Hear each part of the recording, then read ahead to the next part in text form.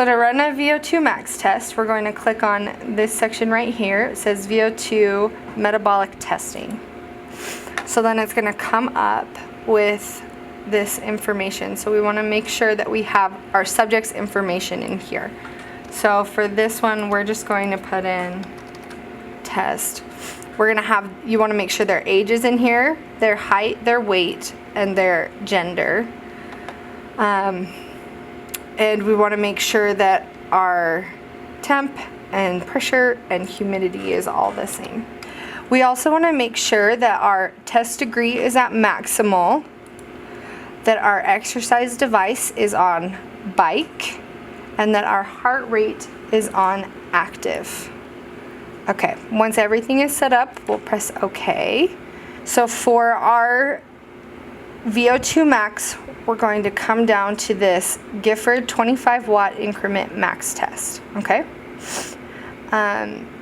It has the wattage increase and the seconds increase as well. So what happens is we'll have someone on the bike and they will exercise until fatigue, and that will tell us, it'll tell us what wattage they fatigued at. So before you start the test, you want to make sure the bike is on. On the back here, there's a little on-off switch. So we're going to turn it on. This will bring up our screen here. It's a touch screen. Once it comes up, to make sure it's connected to the computer, you want to press terminal. And that will take care of that. So then we're going to have our subject come sit on the bike. So we want to make sure that the bike is set up at the right height. So we're going to have them bring their foot all the way down to the bottom. And as you can see, her leg is a little straight here, so we want to lower her slightly. So we're going to lower it. And then when they are at the very bottom, we want a slight knee bend. So this one is slightly too low because this is a little more than 20 degrees. So we're going to raise it a little bit.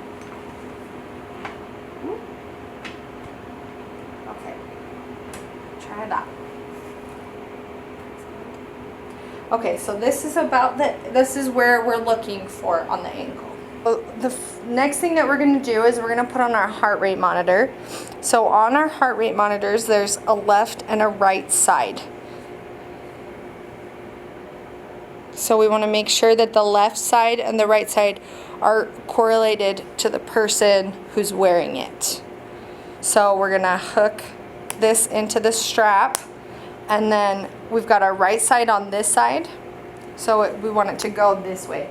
If we were to flip this upside down, then we'd want it to go this way because we want the right side on the person's right side. Before you have them put it on, we want to put a little bit of gel on it to make sure that it's going to pick up, and then we want it right by their heart. So when you do this, you're going to put it on underneath their clothes, but just to show you how it goes, we want it right about there, and if it's not picking up, we want to try to get as close to the heart as possible. Okay, so now we're going to put the headgear on. So you want to make sure that the pad is on the front, and we're going to, so you turn the back to loosen and tighten. So you do counterclockwise to loosen and clockwise to tighten. So we want to loosen it so that it fits on their head. So we're going to go ahead and put that on their head. Pull your ponytail out just a little bit. Okay, and then we're going to go ahead and tighten it until it's at a comfortable position on their head. How does that feel? Okay, awesome. So we're going to put the mouthpiece on this thing now because we can put it in their mouth. So when you do this, it's important to use gloves because this is going in their mouth. So we don't want to transfer any germs. And the other thing that you want to do is you want to make sure that it looks like the mouthpiece is about the same, that it's level with the rest of the mouthpiece. And so this way when it's in their mouth, it's not like tilted to the side or something like that. So when we do this, we're going to have them hold it in their mouth, and then we will place the sides of the headgear through the sides of the tube. And then you tighten the sides so that it'll hold the mouthpiece. And I like to do this at the same time so that it locks a little more evenly. So once they have that in, you can connect the other part of the tube to the end.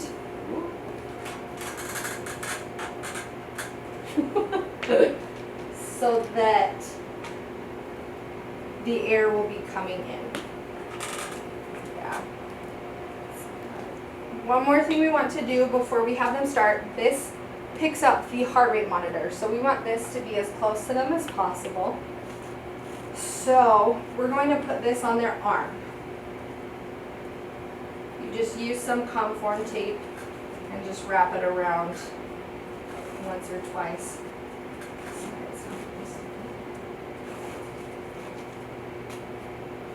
Okay. And there's only one more thing to do before they're ready to go. We want to make sure they have a nose clip. And you can adjust it if you would like. For this test, the watts increase at 25 watts per minute. So each section only lasts a minute. So this isn't the duration of the test, but it's the duration of each of these sections. If you have a trained individual or a trained subject that you suspect will have a high VO2 max, you can cut out this first section. With the time, you can change it to 1 second, and then that way their test won't be as long. So when you're all set, you can press OK, and this is going to be calibrating to our subject. So once this is all good, it'll bring up this screen. You want to give it at least 10 seconds before you press OK, just to make sure that everything is calibrated well. Okay, so then we're going to press OK. Once you see a heart rate, you can go ahead and have them start pedaling. So we'll have Olivia start pedaling. And then once this section pops up on the side right here, that means that the test has started. And all of this information will update every 15 seconds. About every minute, you want to be asking them where their difficulty level is based off of this RPR or this RPE scale. So I'm going to ask Olivia where she's at. She's at a 9. So we're going to come over to the computer. We're going to click right here. It says events. And it always has the time highlighted at the very beginning. We don't want to mess with the time. If you do, you can put in the minute that you clicked on it. But we're going to go down here to free text, and we're going to put in our RPE and then the number that they said their difficulty level was at, and then you just press OK.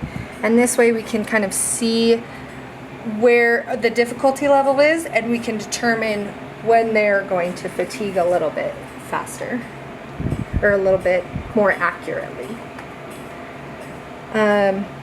Okay, so once they have fatigued and the test is over, we're going to press cool down right here. So this cool down will restart the count clock. We want them to be cycling for 5 minutes after their test to make sure that the blood is flowing well. And after a minute, we can take off the mask so that they have some more oxygen. Once their cool down has finished and they're at 5 minutes, we're going to come up to this button right here, and it says end test. So we're going to click on that. It will come up and say, are you sure you want to end the test? You press yes. And it'll ask you if you want to save the data and have a review of the test. So you're going to press OK. It says recorded successfully, so then we're going to press OK as well.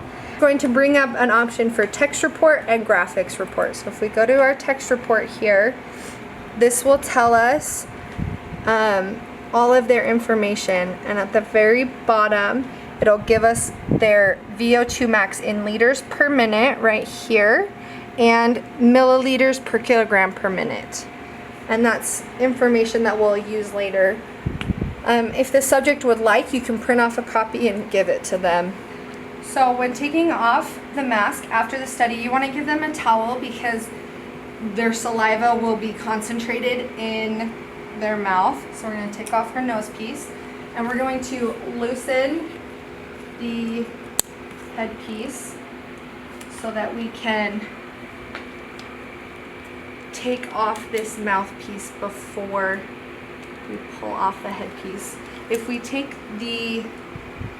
you try to take the headgear off with the mouthpiece still connected, it can have saliva kind of go up their nose and up their face. So we want to make sure we take the mouthpiece off out.